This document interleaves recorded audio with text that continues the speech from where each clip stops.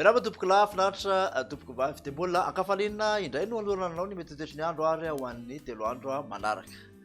Ao anatin'izay dia misongadina aloha atreto ny hafanana izay somary mihoampampana ho an'iny andrefan'ny nosy manontolo iny somary mitatra kely aty amin'ny faritra voatany izay ho amin'ny hafanana izay tsy mahazatra kokoa ary aty amin'iny avalatra andrefan'ny nosy iny makasika ny rotsakorana kosa indray dia any ho any amin'ny farany herinandro any miandrandra izay aty amin'ny faritra voatany.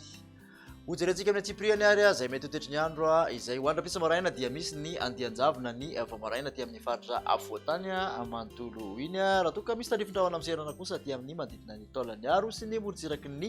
atsimo atsinanana aty ny ankoatr'izay dia ny masoandro mibalika aloha no mibatoerana. Midolakandro kosa indray dia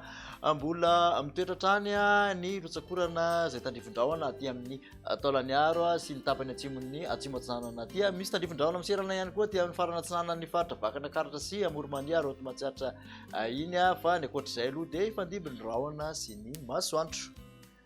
Raha ny vinavina makasika ny maripana dia aty amin'ny voatany manodidina 1 ka hatramin'ny 2 degré ny mafana indrindra morotsiraka atsinanana 7 ka hatramin'ny 30 degré celsius mihoatra ny 3 kosa aty amin'ny morotsiraka andrefan'ny nosy raha ny mafana indrindra izay mihoatra ny 30 degré celsius aloha dia hita izany aty amin'ny atsimo andrefana atsimo atsinanana atsimo andrefana aty amin'ny mahevatanana mahatratra amin'ny 30 toraka izany koa any amin'iny faritra melaky boeny sy ny faritra sofia iny izay mafana indrindra aty amin'ny antsoia aty.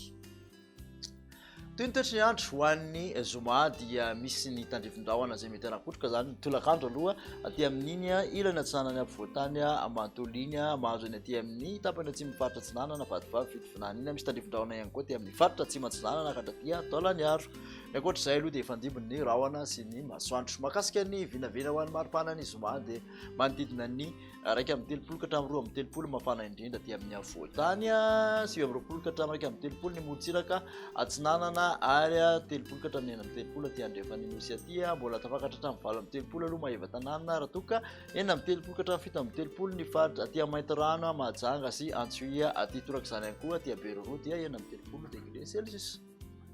Amarana ny toetry ny andro dia ny tontolo andro ny asabotsy mitoetra ny orana tandrifin-drahona izay mety harankotroka aty amin'ny voatany manontolo iny mitatra aty amin'ny Pongolava sy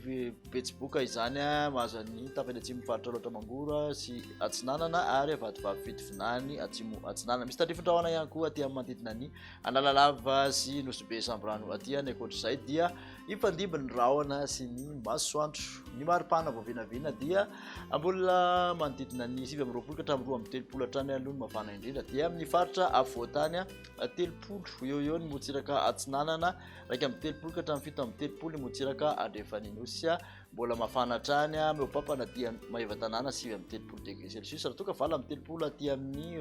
manodidina ny Antsoia aty.